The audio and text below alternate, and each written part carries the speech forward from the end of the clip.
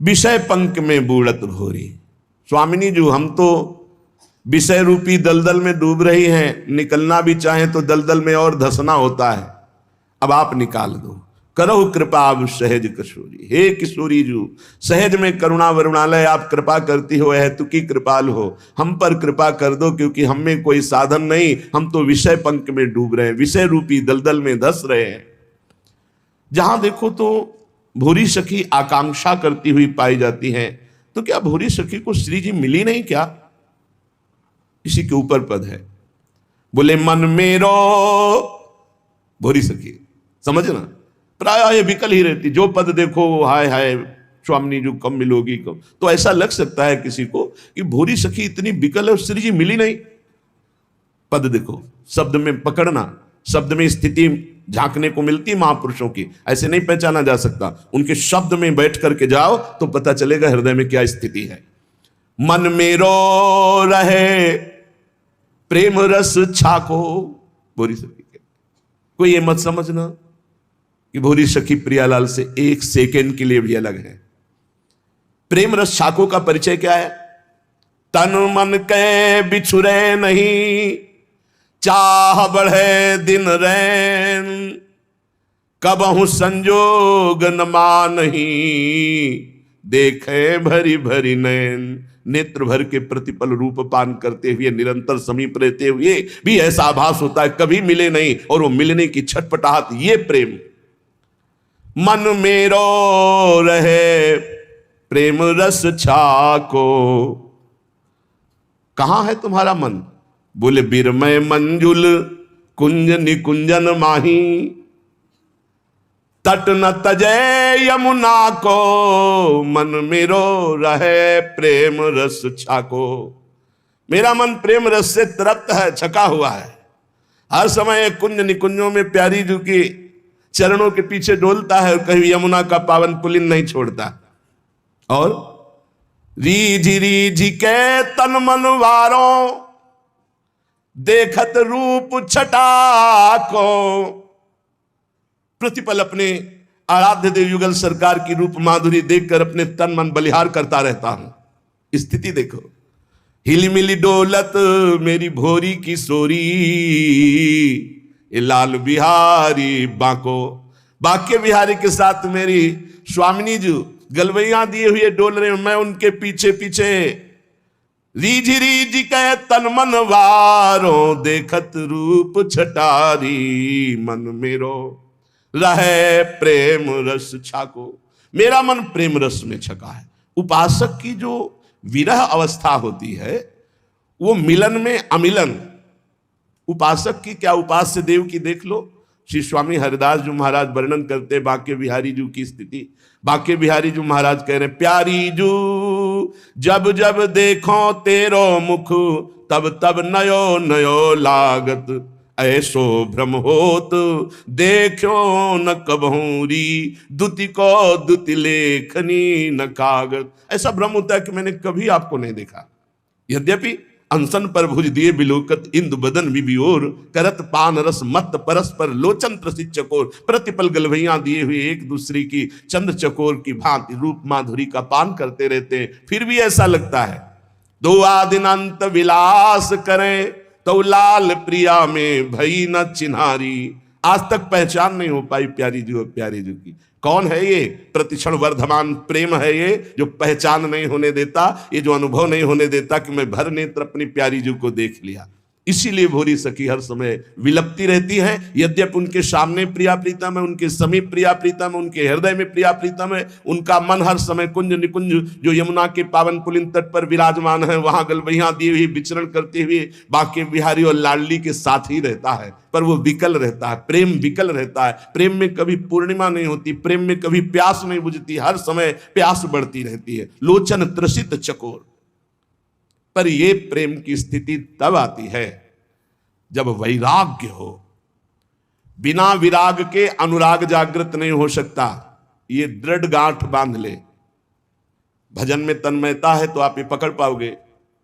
कभी कभी भजन के आनंद में आप उमंगन में हैं और उसी समय मन निकल करके किसी विषय में फंसा देगा, क्योंकि आनंद में आप, और अगर सावधान साधक है तो बचा लेगा।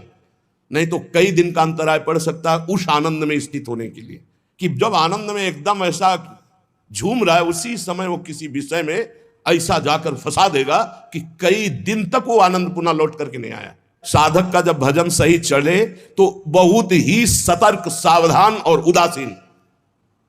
अगर सतर्क, सावधान, उदासीन नहीं तो ये मत समझना वो टिकाऊ स्थिति नहीं तुम्हारी। एक रस भजन सिद्ध महापुरुष का होता है, साधक का चढ़ाव उतार वाला होता है। कबहू तो थोड़ो भजन, कबहू तो विशाल। तो जब विशाल भजन होता है तब उन्मत्तता होती, जब उन्मत्तता होती तो मन परिपक्व अवस्था को प्राप्त नहीं हुआ, वो उसी उन्मत्तता में खसकता है विषय की तरफ। अब प्रश्न हो सकता है भगवदानंद की उन्मत्तता में विषय की तरफ कैसे खसक सकता है? क्योंकि वो सिद्ध नहीं हुआ है, उसका स्वभाव बना है, मना कष्टान इंद्रियाणि प्रकृति स्थान कर सती। बहुत सावधान रहने की मन की जरूरत है। भजन में आनंद की उत्पत्ति जो पूर्णता होती है वो तब होगी जब मन पंगु हो जाएगा, पर जब तक मन पंगु नहीं होता तो आनंद की उफान ऐसे आवे, उस समय बहुत गंभीर, शांत, एकदम अलर्ट, कहीं आनंद की उमगन में मन हमारा विषयों में न चला जाए। वैराग्य जितना प्रबल होगा उतना ही अनुराग जल्दी प्रकट होगा। रागी पुरुष के हृदय में अनुराग, वैरागी पुरुष के हृदय में अनुराग का प्रादुर्भाव होता है। ऐसा नहीं कि रागी पुरुष के हृदय में हो नहीं सकता, अगर वो रागी का राग प्रभु की तरफ बदल जाए तो बहुत जल्दी अनुराग हो जाए। बोले वैराग्येण समुत्कटेन, उत्कृट वैराग्य, श्रीपाद प्रबोधानंद जी, वैराग्येण समुत्कटेन विषय स्पर्शम महादुर्विष। वैराग्य अगर जीवन में नहीं, प्रभु से अपनापन जब तक नहीं होगा तो भोगों से वैराग्य नहीं होगा। जब तक खूब नाम जप नहीं होगा तो भोगों से वैराग्य नहीं होगा। फिर हमारे और पशु के जीवन में अंतर क्या रह गया? जितना हम बढ़िया गद्दा में सोते हैं उतना सुअर कीचड़ में सोता है आनंद से। हमको रबड़ी, रसगुल्ला और सब अच्छे पदार्थ जैसे लगते हैं ऐसे उसे विष्टा आदि लगता है। हमको अपने बच्चे जैसे प्यारे लगते हैं उसको अपने बच्चे प्यारे लगते हैं। हमको अपना शरीर जितना प्यारा लगता है उसको अपना शरीर प्यारा लगता है। जो भी निद्रा, भय, आहार, मैथुन, सब के संसार में हमारी विशेषता तभी है जब हम प्रभु से अपनापन करके भजन परायण होकर धर्म पूर्वक जीवन व्यतीत करें। नहीं तो गोस्वामी तुलसीदास जी कह रहे हैं, तिन ते खर सूकर स्वान भले भले, जड़ता बसते न कहे कछुए, तुलसी जेहि राम सुनेह नहीं, सो सही पशु पूछ विषान न द्वे, जननी कत भार मुई 10 मास, भई किन बांझ गई किन च्वे, जरि जाव सुजान की नाथ जिए, जग में तुम्हारो बिन हुए। उसका जीवन किस काम का? जरि जाओ सो जीवन जान की नाथ, जिए जग में तुम्हारो बिन हुए। उसका जीवन व्यर्थ। गोस्वामी जी कह रहे हैं, अरे बड़े भाग मानुष तन पावा, सुर दुर्लभ सद ग्रंथन गावा। इस बात के लिए जो सुअर कुत्ता भोग रहे हो वही तुम भोग रहे हो। खास बात क्या है? भगवान का आश्रय और भजन।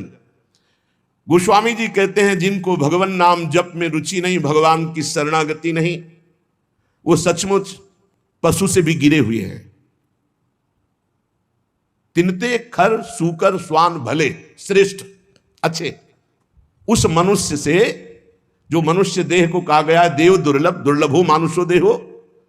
अगर हरि शरणम नहीं, भजन नहीं, तो उनसे खर माने गधा, सूकर, सुअर, और स्वान कुत्ता। कुत्ता, सुअर, गधा अच्छे। गधा बोझा, कुत्ता चंचल चित्त होकर द्वार द्वार भटकना, सुअर सुबह शुभ का कोई ज्ञान नहीं, बस भक्षा भक्ष खा के जीवन व्यतीत करना। ऐसे बुद्धि भ्रष्ट हो जाती। केवल धन, केवल मान प्रतिष्ठा, लोग चाहे जैसा जीवन व्यतीत करना पड़े। सोचो, तलवार की नोक पर जो मान समय खवाया जाता था तो गर्दन कटवा देते थे सनातन धर्मावलंबी। कभी जवान पर नहीं रखा, पैसा रख के खा रहे। कैसी बुद्धि भ्रष्ट हो गई है, पूछ नहीं सकते हैं, हिम्मत नहीं रह गई है, भ्रष्ट हो गए हैं।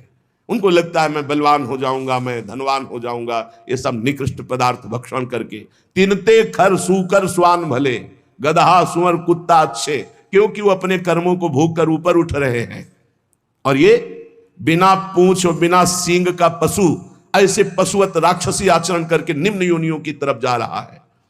मां ने 10 महीने 9 महीने गर्भ में क्यों रखा ऐसे को?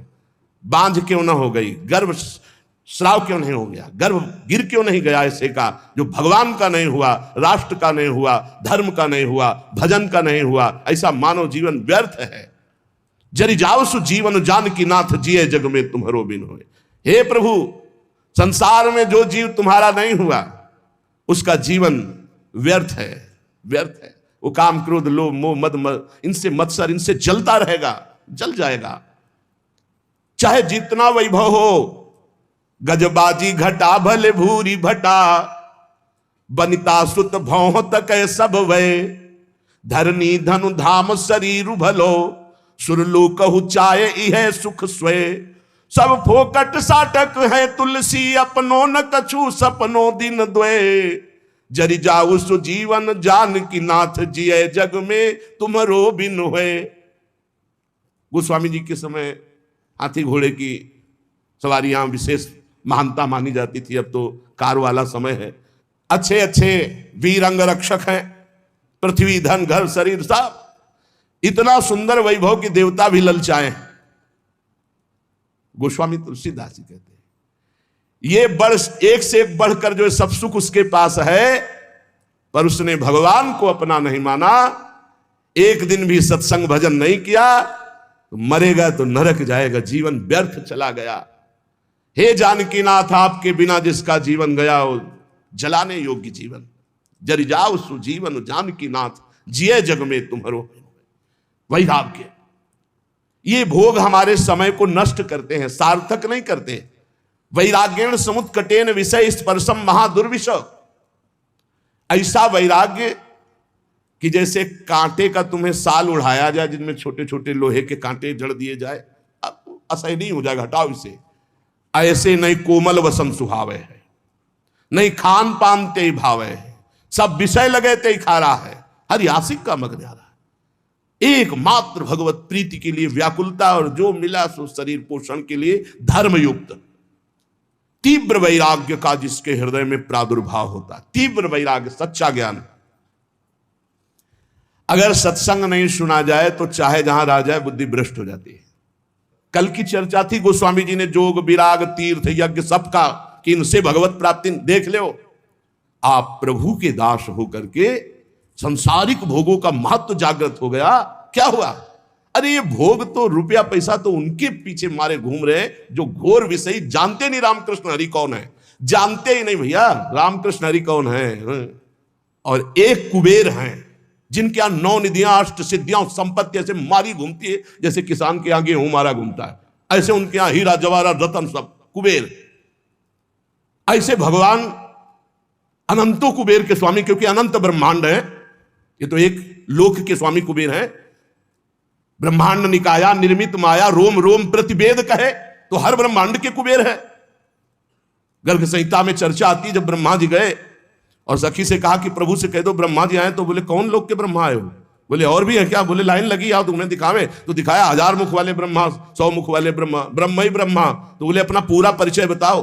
तो बोले जो भगवान वामन रूप धारण करके ब्रह्मांड कटाह से जिनके नाखून का हमने चरणामृत उतारा गंगा जल, हम वो ब्रह्मा। बोले हाँ आ रहे हैं, पता लगा। तब सखी गई, ब्रह्मा की लाइन लगी थी, ब्रह्मा की। अनंत ब्रह्मांड तो कितने कुबेर, और जब सब कुबेरों के यहाँ की जिनके यहाँ संपत्ति पहुंचाती है जो, वो लक्ष्मी जी की सेविका है, और लक्ष्मी जी स्वयं भगवान की चरण दासी है।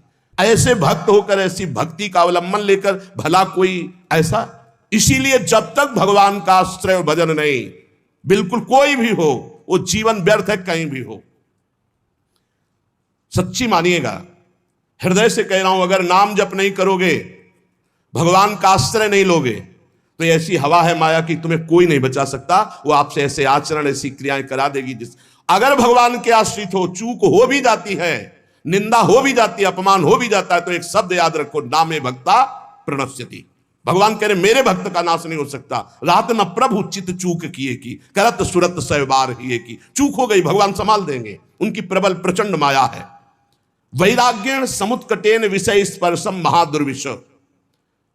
ऐसा असहनीय होना चाहिए बैरागी के लिए विषय, कि जैसे बढ़िया खीर बना के, बढ़िया मिठाई बना के रखे, कान में कोई आके कह दे इसमें विष मिला है, तो आप खा नहीं सकते। ऐसा दुर्विषय आपके लिए नाना प्रकार की भोग सामग्री होनी चाहिए भगवत प्राप्ति के लिए। ज्वालावत कलयन मनागपि नतैः संगेन रंगम दधत। ये जितने मनोरंजन है सब आग के समान जलाने वाले लगने चाहिए। ये सब हमारी चित्तवृत्ति का अपहरण करके प्रभु से विमुख करने वाले नहीं। पाणो निश्च कपोलमश्रु सलिलै संचालयन राधिका कृष्णा पार कृपावधारण धरोध्यासी वृंदावनम। ऐसे बैठकर प्रभु का चिंतन करते हुए अश्रु प्रवाह कर रहा है। घोर वैराग्य से युक्त है, किसी विषय को विष के समान समझता है। कोई भी सुख मनोरंजन उसके लिए आग के समान जलाने वाला है। एकांत में बैठा हुआ हथेली पे कपोल रखी अश्रु प्रवाह करता हुआ हा राधा हा कृष्ण बार बार पुकार रहा है। और ऐसे भगवान के ध्यान में मगन जो है उसका जीवन धन्य है। चाहे वो वृंदावन में हो, चाहे वो किसी भी देश का वासी हो, कहीं भी रह रहा हो, जो भगवान के चिंतन में अश्रु प्रवाह करके निर्विषय चित्त से भगवान के ध्यान में तन्मय है, धन्याति धन्य उसका जीवन है। नैवालोकित लोकवेद, ना हमें लोक में देखना है किसी की तरफ अवलोकन। ये कैसा है? आप सच्ची मानिए, जो भक्त होता है वो क्रियाएं नहीं देखता है, भक्त कारण तत्व को देखता है। इसका कारण क्या? ये जो क्रिया हुई इसका कारण क्या है? बड़े बड़े महापुरुषों ने ये देख के निर्णय किया है कि संसार में कोई भी प्राणी ऐसा नहीं है जो केवल दोष युक्त ही हो, उसमें गुण भी है। और कोई भी गुणी ऐसा नहीं भगवान और भगवान के प्रेमी भक्त के सिवा छोड़कर जिसमें दोष ना हो। पक्का जड़ चेतन गुण दोष में विश्व कीन करतार नैवालोकयन। मत देखो, जड़ चेतन गुण दोष में विश्व कीन करतार संत हंस गुण गाहे पे परिहरिवारी विकार। जैसे दूध पानी को एक में मिला के रख दो, हंस जो है दूध पी जाएगा, पानी छोड़ देगा। पूरा चराचर जगत गुण दोष से मिला। जैसे शुद्ध सोने का आभूषण नहीं बनता, उसमें कुछ मिलावट होती, ऐसे ये शरीर पाप और पुण्य से बना है, गुण और दोष से मिश्रित बना है। किसी में दोषों की बाहुल्यता होती, गुण बहुत कम होते हैं, किसी में गुणों की बाहुल्यता होती, दोष बहुत कम होते हैं। गंगा किनारे जब हम भ्रमण कर रहे थे, घाट है वहां बहुत संत जन रहते थे, अब तो खंडहर हो गया, अब संत जन वहां कुछ दिन रहे अकेले। पास में देखा कि 8-10 लोग राइफल लिए खड़े हैं और गंगा में खड़े होकर के वो आराधना 3-4 घंटे करता। हमें आश्चर्य हुआ जब वहां लोग गंगा नहाने आए, पूछा कि रात्रि में ऐसा हमने दृश्य देखा है, कौन है तपस्वी है जो भयभीत भी है कि राइफल की रक्षा में वो खड़े हो। अरे बोले वो नामी डकैत है, जिंदा आदमियों को काटता है, वो गंगा की आराधना करता है। 4 घंटे महान तपस्वी की तरह हाथ उठाकर गंगा जी की आराधना रात्रि में, वही रोज देखते क्योंकि रहते थे। और राइफल लिए 8-10 लोग टहल रहे और वो गंगा जी में से एक वस्त्र धारण किए खड़ा है और वो उस आदमियों को काटता था। तो यहां कह रहे कि कोई ऐसा नहीं जिसमें दोष ना हो और जिसमें गुण ना हो। गुण दोष योग पूरी सृष्टि है। हमको न गुण देखना है न दोष देखना है, उत्तम साधक को तत्व देखना है। भगवान सब में विराजमान है। सुनौ तात मायाकृत गुण दोष अनेक, गुणया उभय न देखी देखी सो अविवेक। यदि आपने किसी के गुण देखा तो राग हो जाएगा, दोष देखा तो द्वेष हो जाएगा। और राग और द्वेष दोनों बंधन कारक हैं, भगवत प्राप्ति में तुम्हारी बाधा आ जाएगी, तुम्हारी भगवत प्राप्ति में बाधा आ जाएगी। इसलिए हमें चाहिए कि हमारे संपर्क में जो भी व्यवहार करने वाले व्यक्ति आवे, हमें ऐसा व्यवहार करना चाहिए। पहला तो भगवत भाव, इनमें प्रभु हैं, ऐसी भावना, अपने को बचा लोगे आप उनके दुर्व्यवहार से। और दूसरी बात, जब ये पता चले कि दुष्ट स्वभाव का है तो इतना मृदु व्यवहार करो कि तुम्हारे व्यवहार से उसके दुष्ट स्वभाव में कमी आवे और सत स्वभाव बढ़ने लगे। तब तो तुम माने जाओगे भगवान का भजन करने वाले। तुम जलती आग में और पेट्रोल डालने वाली बात करोगे तो उसकी दुष्टता और बढ़ जाएगी। दुष्टता को साधुता के द्वारा दमन करके उसकी साधुता को बढ़ानी चाहिए, जिससे उसका तमोगुण घटे, सतोगुण बढ़े। तो ये तुम्हारी भागवतिक सेवा बन जाएगी। कितना बढ़िया सेवा बता रहे। हमसे कोई न कोई मिलता ही रहता है, घर गृहस्थी परिवार में सब कोई बुरे स्वभाव वाला है, तो हमको इतना संभल कर व्यवहार करना है कि उसके अंदर सतोगुणी भाव आवे, तो हमारी भगवत सेवा बन जाएगी। हम कोई ऐसा कटु व्यवहार कटु वचन न बोले जिससे उसके हृदय में तमोगुण बढ़े, क्योंकि आसुरी स्वभाव वाला वो तो है ही।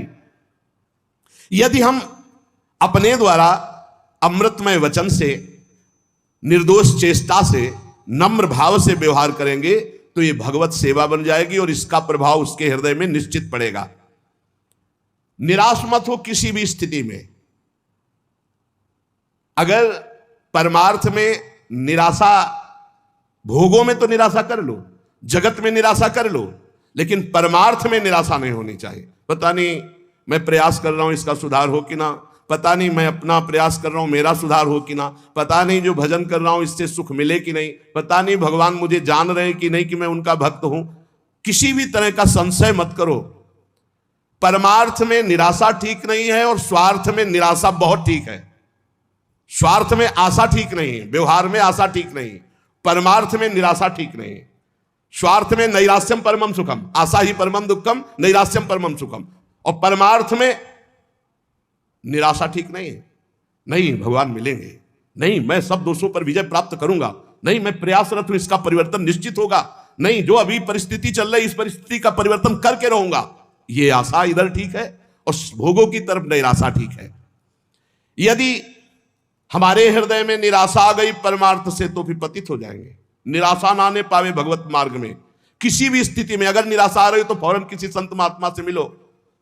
जैसे मोबाइल की बैटरी डिस्चार्ज हो जाती है तो चार्ज करना पड़ता है ना, तो कभी कभी माया के ऐसे संग मिलते हैं जिससे हमारा परमार्थ खो जाता है, हमारे अंदर हीन भावना आने लगती है। हमें तत्काल किसी महापुरुष का चरित्र पढ़ना चाहिए, किसी महापुरुष के समीप जाना चाहिए, तो हमारे हृदय में एक नवीन उत्साह बढ़ेगा और हमारा परमार्थ संशय रहित हो जाएगा।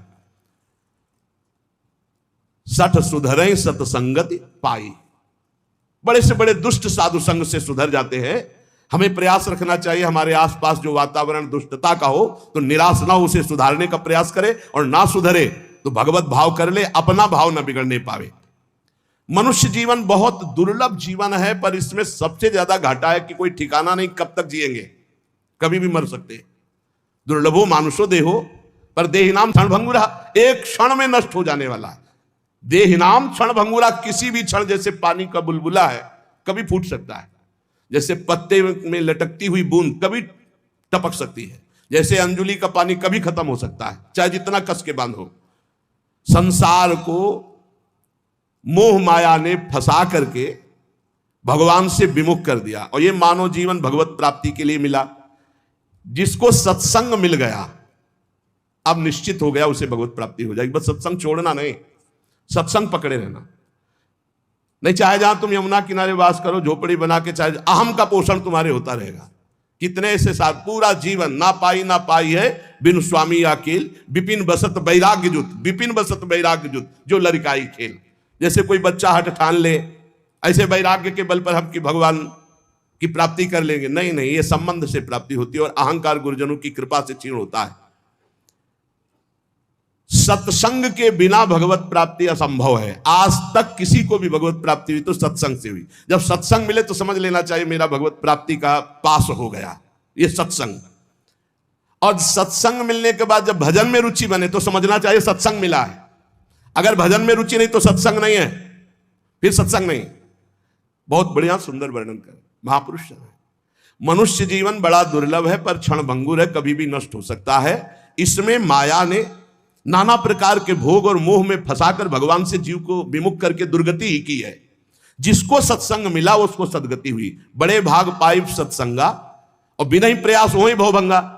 तो बोले सत्संग का फल है भजन, रात दिन नाम सुमिरन ठाकुर सेवा। अगर ये नहीं, भजन में चित्त नहीं, तो सत्संग ही नहीं मिला, या तो आपने सुना ही नहीं।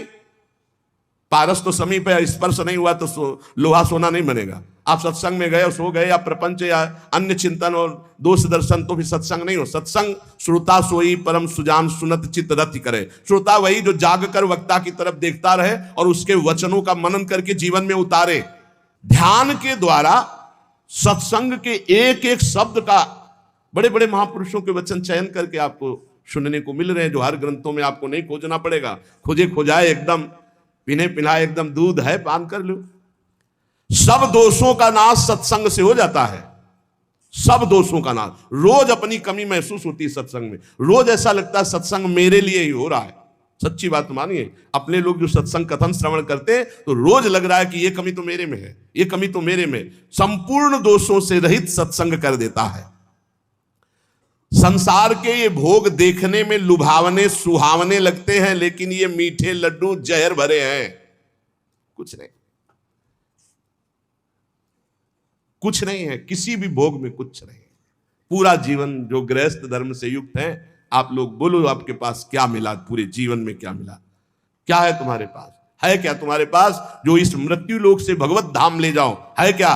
वो नाम, वो परोपकार, वो भगवत सेवा, समाज सेवा। अगर नहीं तो कुछ नहीं है आपके जीवन में, कुछ नहीं। यदि आपने किसी भूखे को भोजन नहीं पवाया, पानी नहीं पिलाया, किसी बीमार की दवा नहीं कराई, पशु पक्षी की सेवा नहीं, भगवान का नाम जप नहीं किया, ठाकुर सेवा, समाज सेवा, तो क्या जीवन तुम्हारा? धिक्कार जीवन। कुछ भी हो, खाली हाथ वही अपने कुकर्म का बोझा, पाप की गठरी लेकर जाओगे। अतएव विचारवान संतों की अनुभवयुक्त वाणी का सत्संग जो सुनो, उसे बिल्कुल अक्षरशः अपने जीवन में उतारो। भगवान कहते हैं कि ये शब्द स्पर्श रूप रस गंध में 5 ज्ञानेंद्रियां लेकर मन सदैव विचरण करता रहता है। अगर आप इनको भगवान को अर्पित कर दें तो बंधन मुक्त हो जाए, या ज्ञान से युक्त हो जाए तो। अभी परसों चर्चा की थी कि वो देखता हुआ, सूंघता हुआ, खाता हुआ, पीता हुआ भी कुछ नहीं करता। भगवान ज्ञान समुद्र श्री कृष्णचंद्र जो है, उन्होंने कहा नैव किंचित करोमित युक्तो मन्येत तत्वविद। जो तत्व को जानने वाला उपासक है, उसको कोई कर्म नहीं बांध पाता। कैसे नहीं बांध पाता? वो कर्म करता हुआ भी नहीं बंधता। वो कह रहे भगवान पश्यन, जिघ्रन, असनन, गच्छन, ग्रहणन, प्रलपन, विसर्जन, स्वपन, श्वसन, उन्मिशन, निमिशन, अप इंद्रियाण इंद्रियार्थेषु वर्तन्ते इति धारय। वो देखता हुआ, सुनता हुआ, छूता हुआ, सूंघता हुआ, खाता हुआ, चलता हुआ, ग्रहण करता हुआ, बोलता हुआ, मलमूत्र का त्याग करता हुआ, सोता हुआ, श्वास लेता हुआ, आंख खोलता हुआ, मूंदता हुआ, संपूर्ण इंद्रियां इंद्रियों के विषय में बरत रही हैं। इंद्रियां इंद्रियों के विषयों में है, पर वो कुछ नहीं कर रहा, उसे कोई भी फर्क नहीं पड़ेगा। ये है सिद्धावस्था। खाता पीता, सोता, जागता, हंसता, खिलता, सब कुछ करता हुआ भी वो बंधन को प्राप्त नहीं होता। बोले कैसे? बोले पश्चन, श्रवण, स्पर्शन से लेकर के उन्मिशन, निमिशन, नपी, यहां तक देखना, सुनना, स्पर्श करना, सूंघना और खाना, ये 5 क्रियाएं हमारी नहीं है। बहुत ध्यान से सुनोगे, ये धारण करने योग्य बात है। चाहे भक्त हो चाहे ज्ञानी हो, दोनों में ये बात रहती है। देखना नेत्रेंद्री का कार्य है, पक्का पता है आपको। नेत्रेंद्री के सिवा आप देख नहीं सकते। आंख बंद हो तो भी जो हम देख रहे हैं अंदर, वो नेत्रेंद्री से देख रहे हैं। ये नेत्र गोलक है, इनके अंदर नेत्रेंद्री है। देखना नेत्रेंद्री, सुनना श्रोत्रेंद्री कान से, स्पर्श करना, स्पर्श का ठंडा गरम सुखद दुखद, ये त्वगेंद्री त्वचा, और सूंघना ये घ्राणेंद्री, और स्वाद लेना मीठा खट्टा चरफरा रसना रसेंद्री। 5 ज्ञानेंद्रियों के द्वारा देखना, सुनना, स्पर्श करना, सूंघना और खाना होता, चखना, स्वाद। ये इंद्रियां रस ले रही हैं, आप इनके दृष्टा हैं, आप थोड़ी भोग रहे हैं। स्वाद आप नहीं ले रहे, रसेंद्री ले रही। पर जब आप स्वाद ले रहे होते हैं रसेंद्री में तन्मय होकर, तब आपको यह ज्ञान नहीं होता, और ज्ञानी को ज्ञान रहता है वर्तमान में। जब इंद्री कह रही है बहुत मीठा है, तो उसका दृष्टा मात्र है कि रसेंद्री को अनुभव रहा है, मेरा विषय नहीं। नेत्रेंद्री कह रही बहुत घृणित है ये रूप, या बहुत सुंदर है रूप, उस समय उस ज्ञानी देख रहा है कि बाह्य रूप को देख रही नेत्रेंद्री, मैं नहीं, ये नेत्रेंद्री का विषय है। उपासक में तो इतना ज्ञान तो होना ही चाहिए कि जो इंद्रियां इंद्रियों में बर्ताव कर रहे हैं, मैं नहीं कर रहा हूं। पर लाखों उपासक में कोई 2-4 ऐसा चिंतन करता होगा, नहीं तो उस समय तन्मय होगा, बहुत मीठा है, आज हमने बहुत सुंदर प्रसाद पाया, बहुत आज स्वादिष्ट, आज बहुत बढ़िया इत्र था। भेद नहीं कर रहा हो, अभेद दृष्टि से इंद्रिय शरीर इनमें तो दुर्गति, नाशवान में अभेद भाव और सच्चिदानंद से भेदभाव, बड़ा सूक्ष्म विषय।